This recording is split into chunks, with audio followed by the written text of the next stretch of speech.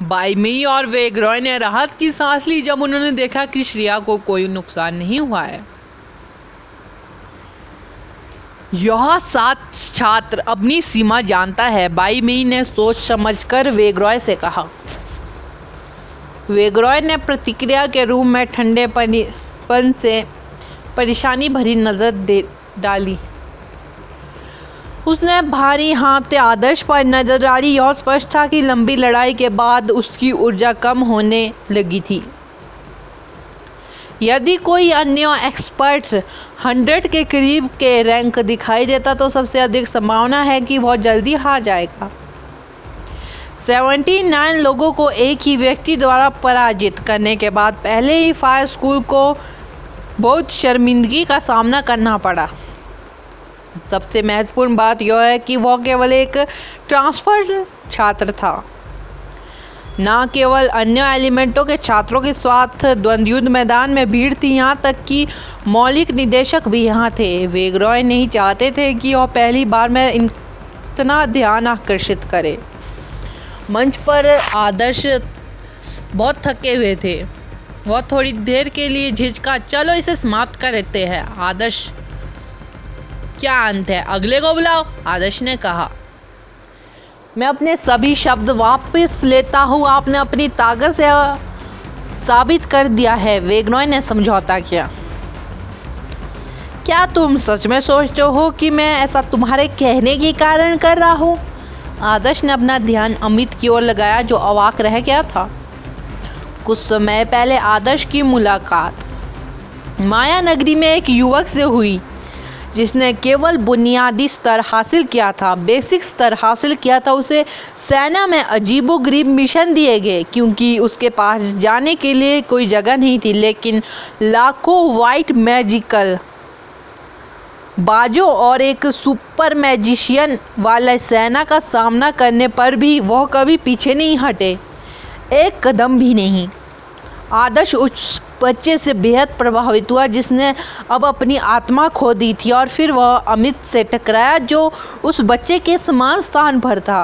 अंतहीन चुनौतियों को रोकने की कोशिश करने के अलावा वह उसकी मदद भी करना चाहता था। फिर भी अमित ने उसे जो कायरता दिखाई वह बेहद ही हास्यास्पद थी। सबको मृत्यु से डरने का अधिकार था, फिर भी स्कूल में जब उनके जीवन को कोई खतरा नहीं था तब भी वे हिम्मत नहीं जुटा पाए थे या उनके पास चुनौती लेने का दृढ़ संकल्प नहीं पा सके थे। यह एक स्वार्थी प्रतिक्रिया थी और कमज़ोर या डरपोक होने से कोई लेना देना नहीं था।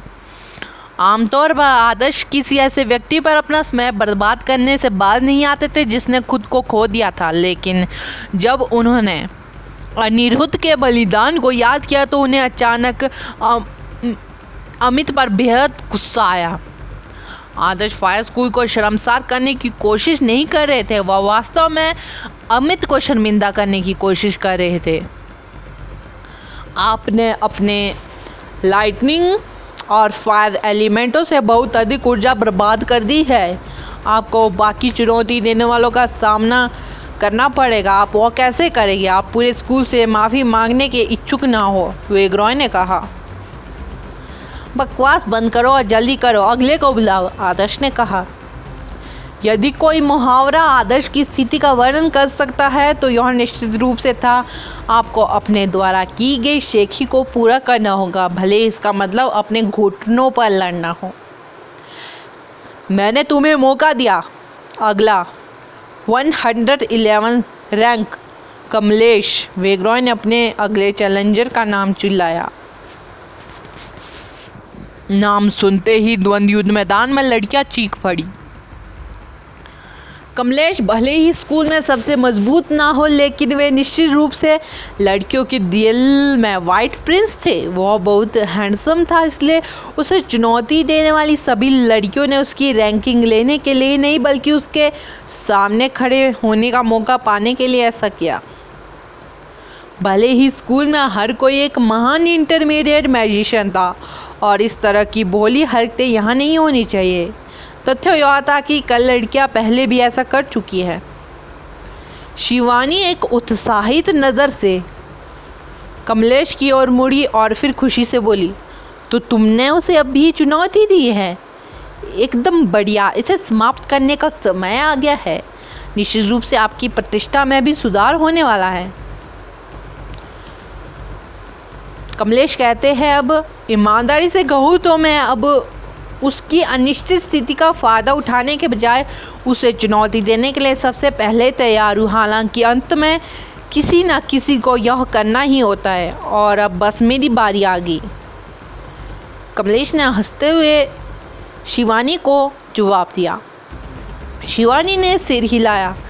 एक कहावत थी, जो सुंदर होते हैं उनकी किस्मत भी अच्छी होती है। यह पता चला कि यह कहावत सच थी। वह विलन जिसने 79 छात्रों को लगातार हराया था, एक सुंदर राजकुमार से हारने वाला था। यह निश्चित रूप से सबसे अच्छा अंत था। वास्तव में जब उसने पहली बार उसे देखा तो उसने ट्रांसफर स्टूडेंट के इतने मजबूत होने की उम्मीद नहीं की थी। कमलेश धीरे धीरे अपने पैरों पर खड़ा हुआ। लड़कियों की उग्र निगाहों और लड़कों की ईर्ष्यालु निगाहों के नीचे वह धीरे धीरे मंच पर उतर गया। उसने एक कोमल मुस्कान पहनी और आदर्श की ओर नम आंखों से देखा। ईमानदारी से कहूँ, मैं तुम्हारी क्षमताओं से काफ़ी प्रभावित हूँ। मुझे पूरा यकीन है आप आसानी से टॉप 50 में रैंक पा सकते हैं। फिर भी दुर्भाग्य से आप मेरी 111 रैंक लेने वाले हैं। आपको क्या लगता है हमारे बीच कौन अधिक सुंदर है? आदर्श ने अचानक एक अजीब सवाल पूछा। कमलेश दंग रह गया। वह केवल सोच सकता था, क्या बकवास है। विनम्र स्वर में कहने से पहले वो थोड़ी देर के लिए हिचकिचाए। हमारे पास अपनी खूबियाँ हैं, पाखंड, आदर्श ने शांति से कहा। कमलेश ने हंसते हुए जवाब दिया, अगर मैंने मुझे जवाब दिया तो आप कहेंगे कि मैं घमंडी हूँ। आदर्श ने सिर हिलाया और कहा, मैंने तुम्हारे पहले वाक्यों के कारण तुम्हें पाखंडी कहा। जहाँ तक इस सवाल का जवाब है कि कौन ज़्यादा हैंडसम है, हमारी अपनी खूबियाँ है से आपका क्या मतलब है? कृपया मेरी सुंदरता पूरी तरह से आपकी सुंदरता से मेल खाती है। कमलेश के चेहरे पर मुस्कान आ गई। उसने तुरंत सोचा, क्या इस आदमी को किसी तरह का मानसिक विकार है? दूसरे विचार पर कमलेश ने धीरे धीरे इसे स्वीकार कर लिया। आखिरकार एक उच्च अहंकार वाले व्यक्ति से ईर्ष्या होने की उम्मीद की जाती थी जब लड़कियां अपने प्रतिद्वंदी का नाम चिल्ला रही थी। मैं तुम्हारे उन उबाऊ सवालों पर अपना ध्यान या समय बर्बाद नहीं करूँगा। आपकी जीत की होड़ यहीं समाप्त होती है। कमलेश ने ठंडेपन से जवाब दिया। उसने अब तिरस्कार पूर्वक आदर्श की ओर देखा और उसे कोई दया नहीं दिखाई। आदर्श वहाँ खड़ा था। वो घबराया नहीं क्योंकि उसकी ऊर्जा कम हो चुकी थी। उन्होंने लड़ाई की शुरुआत की घोषणा करने के लिए वेगरॉय का धैर्यपूर्वक इंतजार किया। वेगरॉय अभी भी झिझक रहा था। उसने सीधे लड़ाई शुरू करने की घोषणा नहीं की, जैसे कि वह आदर्श को उसकी ऊर्जा भरने के लिए कुछ अतिरिक्त समय देकर अपनी दया दिखा रहा हो।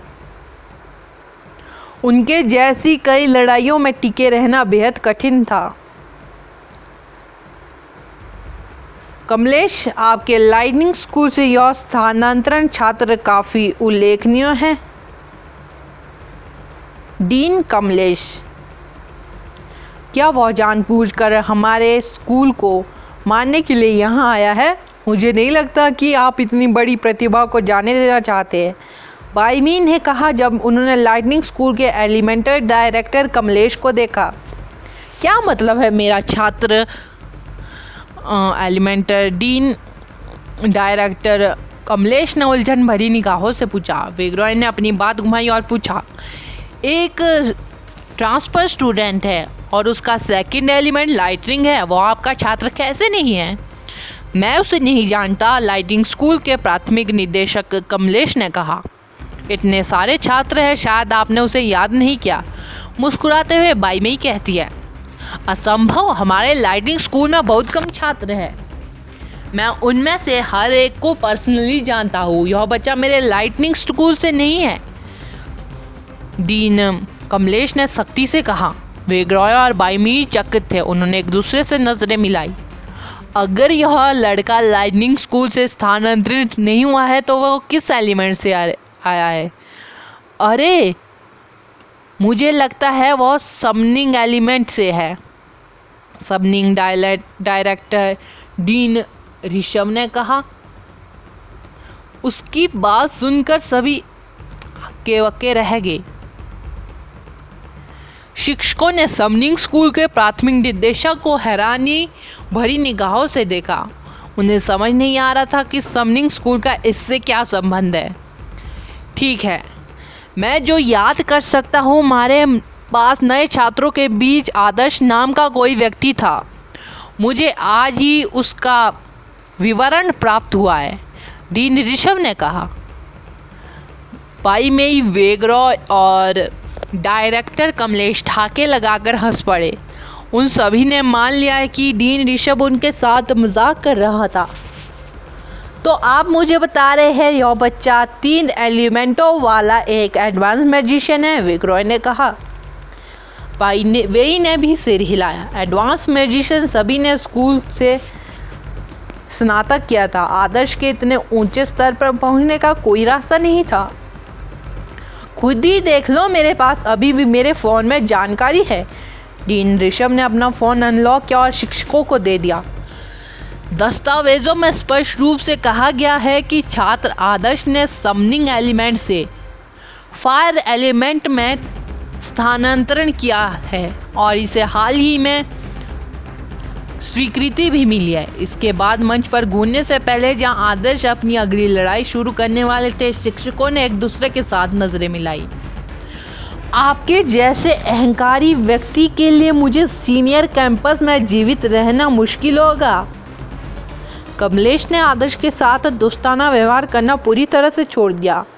स्टूडेंट कमलेश, केवल तुम्हारे जैसे औसत शक्ति वाले लोगों को ही दूसरों की चापलूसी करना चाहिए। मेरे लिए अगर कोई मेरी ताकत के बारे में आश्वस्त नहीं है तो हम इसे लड़ाई के साथ सुलझा लेंगे। आदर्श के बोलते ही वाइट स्टार पैटर्न धीरे धीरे आदर्श के आसपास दिखाई दिया। स्टार्स काफ़ी अनोखे थे। उनके द्वारा उत्सर्जित चमक अन्य एलिमेंटों से भिन्न थी। केवल एक निश्चित दूरी के भीतर झिलमिलाती थी, मानो वे उस क्षेत्र की रक्षा कर रही हो जो उनसे संबंधित हो, फिर भी रहस्यमय था।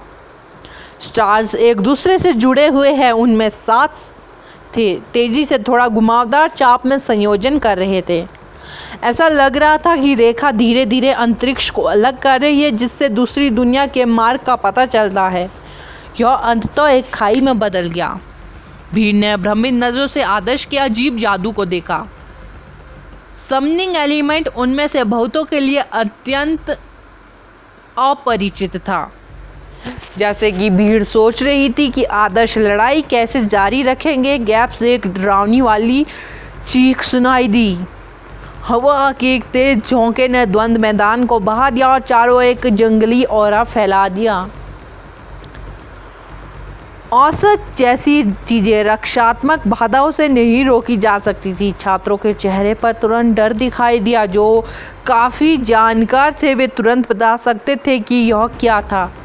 योद्धा स्तर के प्राणी की उपस्थिति थी। समनिंग एलिमेंट, वेगरॉय ने विस्मय में कहा। एक राजसी भेड़िया जैसा प्राणी खाई से बाहर निकला, जिसका शरीर बालों में ढका हुआ था। उसका आकार बहुत बड़ा नहीं था, लेकिन उसका शरीर काफ़ी पतला लग रहा था। फिर भी उसमें ताकत की कमी नहीं दिख रही थी। उसके लंबे बाल हवा में उड़ गए क्योंकि उसके नुकीले पंजे ज़मीन में घुस गए। जानवरों ने अपना सुंदर भयंकर सिर उठाया। स्टूडेंट कमलेश को घूरने से लग रहा था कि वह एक योग्य प्रतिद्वंदी नहीं था। धिक्कार है, इस बच्चे के पास 3 एलिमेंट है, वेगरॉय सदमे में बोल दिया। क्या यह आदर्श इनेट टैलेंट लीडर बोर्ड पर 5th रैंक पर रहने वाला लड़का हो सकता है? डुअल एलिमेंट वाला?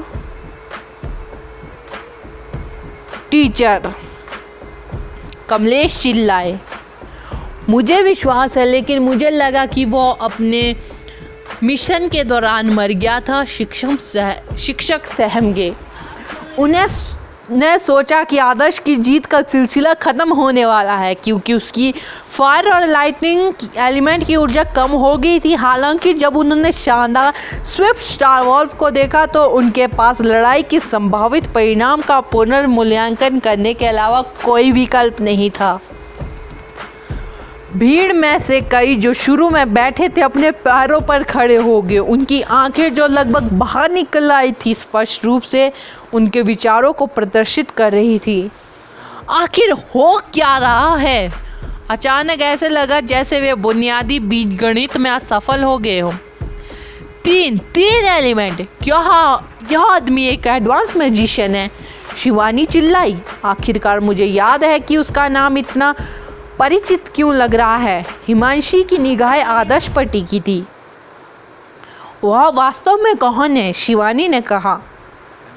व्यक्ति, सहज प्रतिभा लीडर बोल्ट, डुअल एलिमेंटों पर 5th रैंक पर था।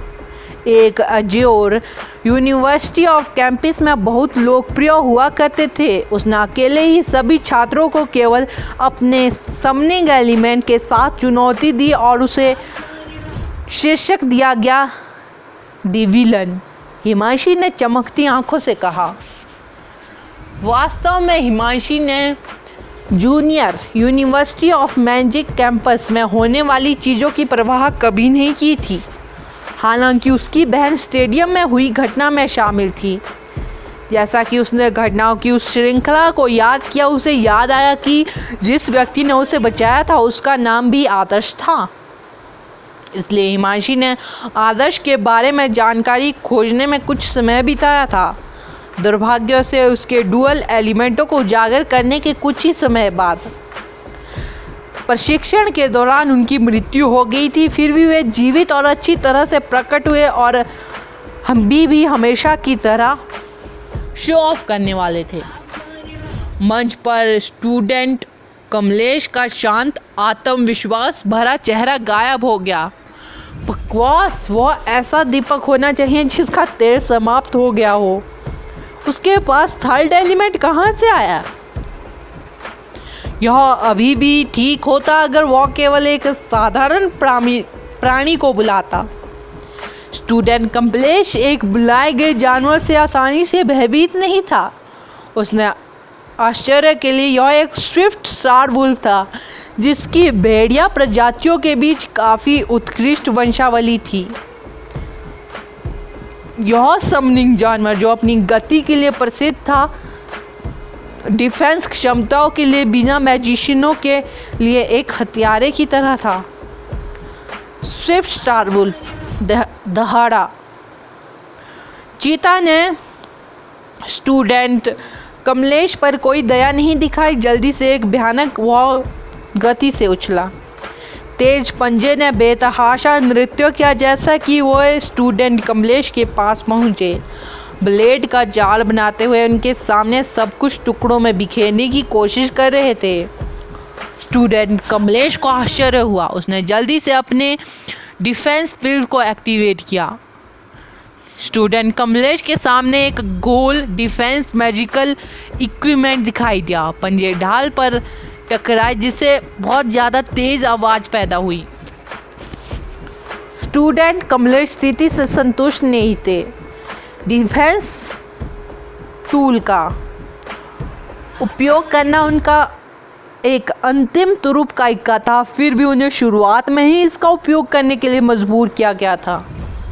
यदि वह युद्ध में लापरवाह होता तो वह जानवर द्वारा गंभीर रूप से घायल किया जाता। स्टूडेंट कमलेश ने चीता की ताकत को कम करके आंका था। इसकी शुरुआती कोई लड़ाई नहीं थी। स्विफ्ट स्टार वुल्फ ने स्टूडेंट कमलेश पर विभिन्न कोणों से हमला करने के लिए अपनी उत्कृष्ट गति का उपयोग किया। मैजिकल इक्विपमेंट भेड़िए की गति का मुकाबला करने में असमर्थ था। स्टूडेंट कमलेश ने हमला करने की कोशिश की, लेकिन उसका जादू चीता के बालों को भी नहीं छू सका। उसे कोई नुकसान पहुंचाना तो दूर की बात है। स्विफ्ट स्टार वुल्फ आदर्श ने उसे चीता नाम दिया था। उस समय स्टूडेंट कमलेश ने खुद को दयनीय स्थिति में पाया। अपनी ताकत से वह कुछ साधारण इंटरमीडिएट मैजिशियनों को आसानी से हरा सकता था, फिर भी एक चीता स्विफ्ट जो एक इंटरमीडिएट मैजिशियनों के लिए भारी था, उसे संभालना उसके लिए बहुत अधिक मुश्किल था। लड़ाई एक तरफा जीत में बदल चुकी थी। अगला एपिसोड जानने के लिए बने रहे मेरे इस चैनल।